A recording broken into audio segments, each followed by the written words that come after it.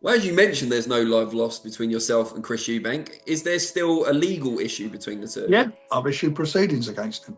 Wow. So that could be a distraction for him heading into this fight, I potentially. couldn't give a Drama builds ahead of the highly anticipated Conor Benn vs. Chris Eubank Jr. showdown as Frank Warren takes legal action against the middleweight contender. Former boxer and analyst Johnny Nelson shared his thoughts on the situation, stressing the importance of understanding the British Boxing Board of Control's position. He pointed out that there's been no clear communication from them so far and raised concerns about whether approving it would just be an attempt to sweep the issue under the rug. I need to understand the position. I need to understand the position of the British Boxing Board of Control. I've not heard anything. And so if they write it off, say sign it off, there you go. So what does that mean? What is that telling us? What is their explanation for this? Because again, it's just pushing things under the carpet. I rate Conor Benn. Johnny praised Conor, recognizing him as one of the most talented and rapidly improving fighters in recent years. However, he stressed that if rules are to be enforced, they need to be clearly defined and accompanied by proper explanations to ensure transparency for everyone involved. He questioned, what is happening? What is the Boxing Board of Control saying? I rate Conor Benn.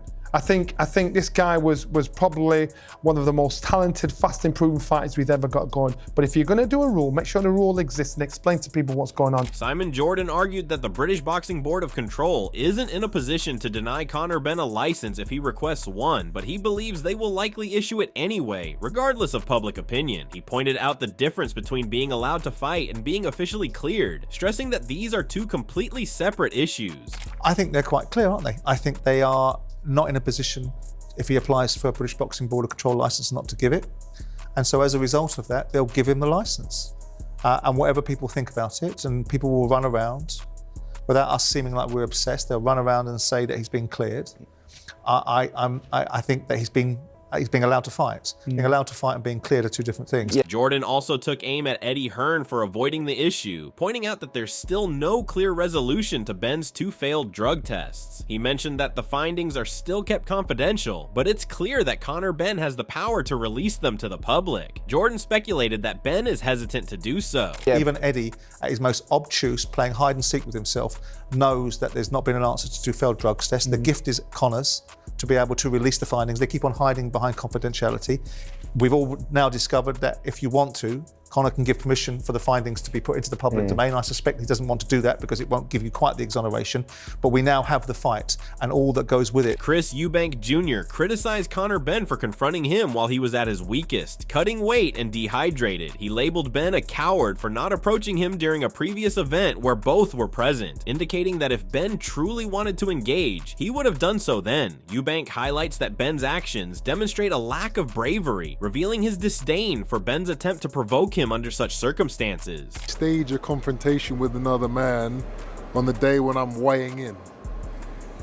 You know, it wasn't staged. It was a setup. Eddie Hearn probably, Eddie Hearn probably set the whole thing up.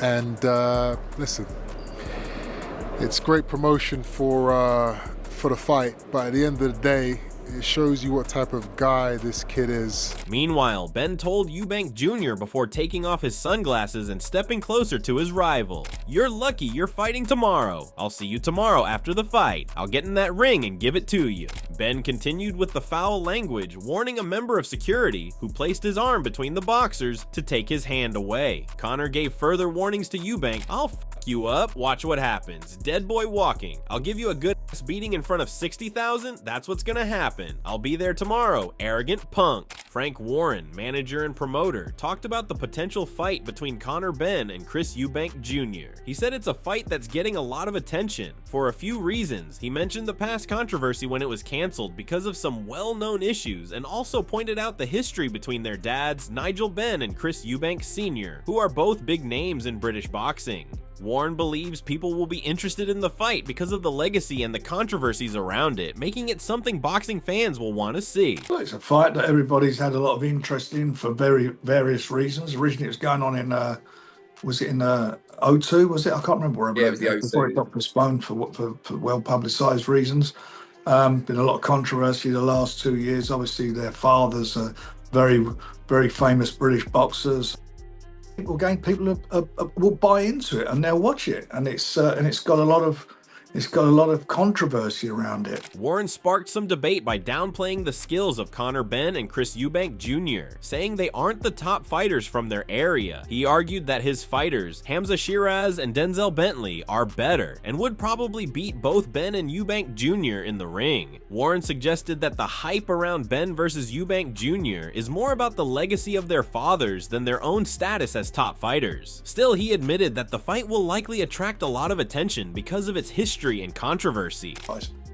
Who I work with, but it's a fight that, for obvious reasons, everybody will be very, very interested in. Frank spoke on the Conor Benn drug test controversy, stating he doesn't know what happened behind closed doors. However, he noted that the situation must have been properly handled since the British Boxing Board of Control issued Benn's license. Warren made it clear that it's not for individuals to judge someone's innocence or guilt on drug use, and that such decisions should be left to the regulatory bodies in charge of the sport. I don't know the background to it. I mean, I don't know what happened behind closed doors. What happened behind closed doors happened, but the fact of the matter is, it must be cleared to box because they've said so. They're the ones who issue the right. Border Control issue the licenses, and you can decide whether somebody's innocent or not of what they're doing of drug abuse. And if he's cleared, he's cleared. Warren dismissed concerns about the weights of Conor Benn and Chris Eubank, stating it's irrelevant to him. He confidently claimed that neither fighter would stand a chance against his own athletes. Warren maintained that his fighters are superior in every way, and suggested that a match with Benn or Eubank would not only demonstrate his fighters' dominance, but also expose their weaknesses. I don't know what Conor's weight's going to be. I mean, he's a welterweight, or is he a light welter? So he's going to be, if there's 10 pounds on a night, it'd be 170. What's Conor going to weigh? I don't know. I have no idea. It's not my business. It's not my business. What do I think about it? I don't think, as I said, either of those guys could beat my guys. I really don't. I want to see the winner of that fight my man. That's what I want to see. I want to see that fight. Meanwhile, Eddie Hearn comments on Chris Eubank Jr.'s approach to his boxing career. Hearn believes that Eubank is primarily driven by money, rather than by the desire to take on the toughest challenges. He says, Eubank is solely in the sport for money, emphasizing that financial gain seems to be Eubank's top priority. Hearn then acknowledges that while this approach may not be popular with fans or those focused on legacy, it's a smart decision in terms of business. Hearn added, Eubank is choosing fights that are easier but still lucrative, allowing him to squeeze as much money out of the game as he can. Hearn doesn't criticize Eubank's decision outright, but frames it as a strategic way to protect his career while still earning substantial paychecks. Frank has confirmed he started legal action against Chris Eubank Jr. for defamation, and said he doesn't mind if it distracts Eubank ahead of his fight with Conor Benn. He said, controversy sells everything, doesn't it? Whether it's boxing, football, rugby, controversy sells your interviews. Well, as you mentioned, there's no love lost between yourself and Chris Eubank. Is there still a legal issue between the two? Yeah, I've issued proceedings against him. Wow. So that could be a distraction for him heading into this fight, potentially. I couldn't give a shit. British boxer Savannah Marshall shared her opinion on Chris Eubank, suggesting he might have a size advantage. She noted that Eubank appears to be a bit too big, especially considering the uncertainty around the rehydration clause. What did you make of Tyson retiring? Do you think he'll be back? I don't blame him. Why would you want to come back and fight Anthony Joshua, no matter how much money it's for, after everything you've said? And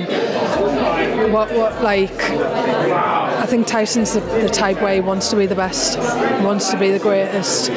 Johnny Nelson noted that Chris Eubank's advantage lies in his activity, having faced a range of opponents recently and bounced back from setbacks. While Conor Benn has shown significant improvement, Nelson highlighted concerns about Benn's inactivity, suggesting the pressure of returning to such a big fight after a long break could be challenging. For Benn to succeed, he'll need to deliver a top-tier performance. And the fact that Chris has been busier.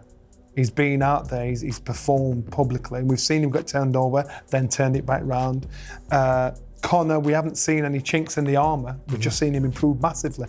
My worries for him is the fact that he's been inactive And so he's coming in on a big stage. So he's got to hope after all this time of inactivity, he produces an A-class performance. Simon Jordan pointed out that if Conor Benn loses, he can blame it on the tough challenge of moving up 2 weight classes. However, for Chris Eubank, the stakes are much higher. There's no fallback option. Jordan emphasized that a loss for Eubank could potentially signal the end of his career, leaving him without a clear path forward in boxing. This difference in their situations adds more pressure and intrigue to the fight. Conor Benn opened up about how personal the upcoming fight is for him. While he acknowledged the commercial side of the bout, he stressed that this time, it's much more than just business. Benn admitted that he's never felt true hatred toward an opponent before, and has never been fueled by such intense desire for a knockout. He also addressed critics of his fighting style, acknowledging that some may have different views, but emphasized that his mindset going into this fight is unlike anything he's felt before. For me, definitely, this is way more personal.